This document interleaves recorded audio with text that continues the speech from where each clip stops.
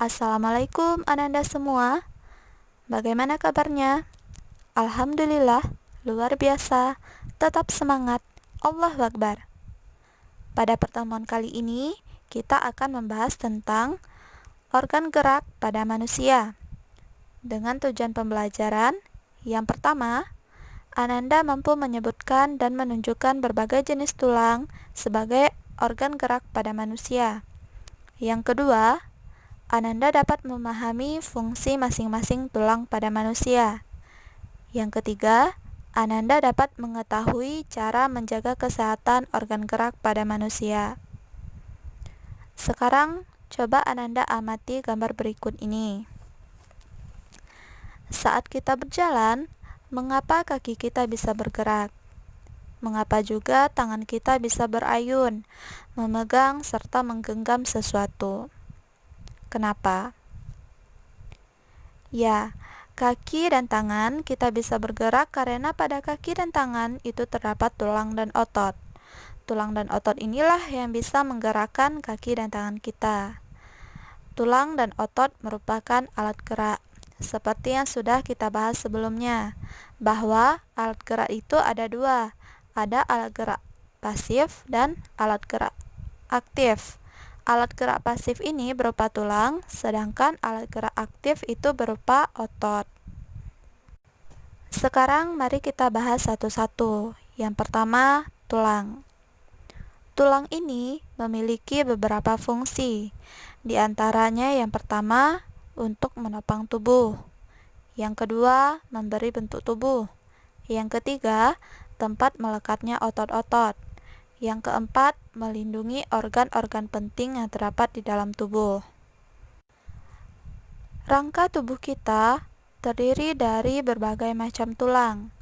Rangka ini dibagi menjadi 3. Yang pertama ada rangka kepala. Rangka kepala tersusun atas tulang-tulang tengkorak, tulang rahang bawah, tulang rahang atas, tulang pipi, dan lain sebagainya.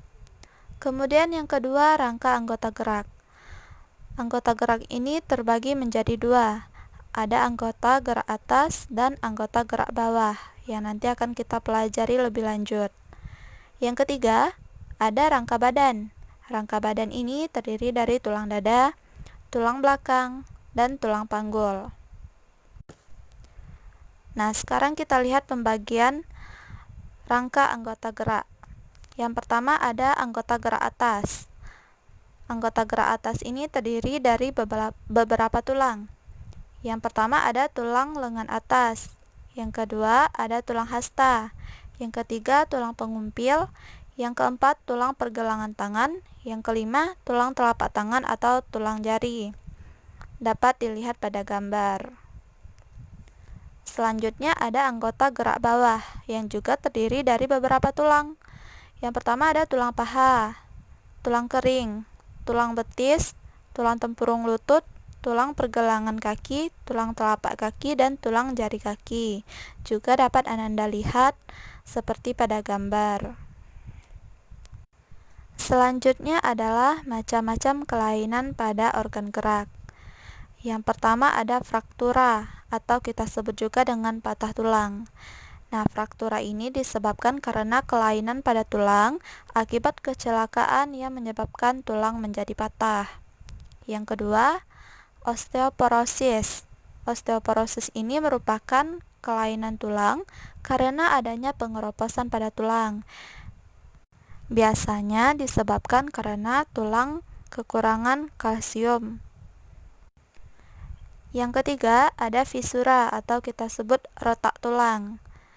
Kelainan ini akibat kecelakaan yang menimbulkan keretakan pada tulang.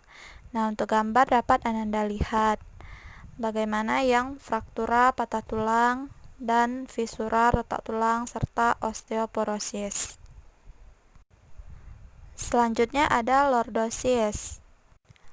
Lordosis ini merupakan kelainan tulang karena sikap duduk yang salah sehingga tulang belakang melengkung pada daerah lumbalis. Hal ini akan mengakibatkan posisi kepala tertarik ke belakang. Dapat Ananda lihat pada gambar bagaimana keadaan tulang yang lordosis itu. Yang kelima itu ada skoliosis. Skoliosis ini merupakan kelainan tulang karena sikap duduk yang salah, sehingga tulang belakang melengkung ke arah samping. Hal ini akan menyebabkan badan akan bengkok membentuk seperti huruf S. Dapat Anda lihat pada gambar. Yang keenam itu ada kifosis. Kifosis ini merupakan kelainan tulang karena sikap duduk membungkuk, sehingga tulang belakang membengkok ke belakang. Itulah beberapa kelainan pada tulang. Selanjutnya kita masuk ke otot. Otot ini merupakan alat gerak aktif.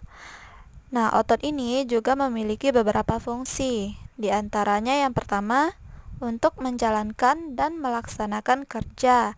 Contohnya berjalan, mengangkat, atau memegang sesuatu. Yang kedua, menggerakkan jantung. Yang ketiga, mengalirkan darah yang terdiri atas zat-zat yaitu nutrisi, oksigen, dan zat lainnya. Otot juga terdiri dari beberapa macam. Yang pertama ada namanya otot polos. Otot polos ini adalah otot yang bekerja tanpa kesadaran. Ciri-cirinya, yang pertama, waktu kontraksi antara 3-180 detik. Kemudian bentuk dari otot polos ini adalah gelondong, terletak pada organ dalam, memiliki satu inti sel yang berada di tengah. Pergerakannya dari otot polos ini lambat dan mudah lelah, kemudian dipengaruhi oleh saraf otonom.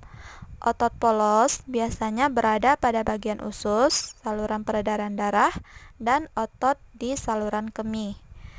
Tidak diperintah oleh otak atau tidak dipengaruhi oleh otak. Kemudian selanjutnya kita lihat otot lurik. Otot lurik adalah otot yang menempel pada rangka tubuh manusia yang digunakan dalam pergerakan.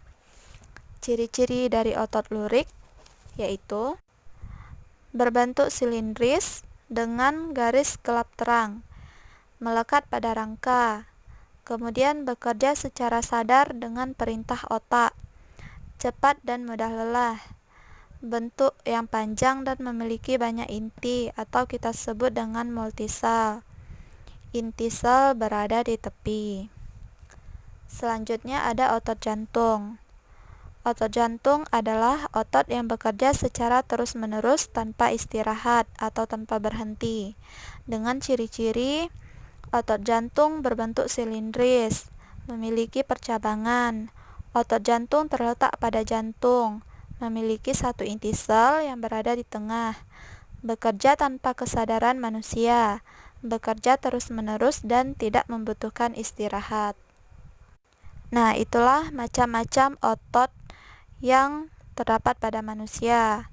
Kemudian mari kita lihat bagaimana cara menjaga alat gerak. Yang pertama adalah berolahraga, seperti bersepeda secara teratur, itu dapat menguatkan otot tulang. Yang kedua, dengan mengkonsumsi makanan dan minuman yang sehat, serta menjaga pola makan yang teratur, dapat menyebabkan otot dan tulang menjadi sehat. Nah, itulah pembelajaran kita pada pertemuan kali ini. Selanjutnya, Ananda silahkan kerjakan tugas yang terdapat pada buku paket halaman 68 dan halaman 107. Selamat mengerjakan. Assalamualaikum warahmatullahi wabarakatuh.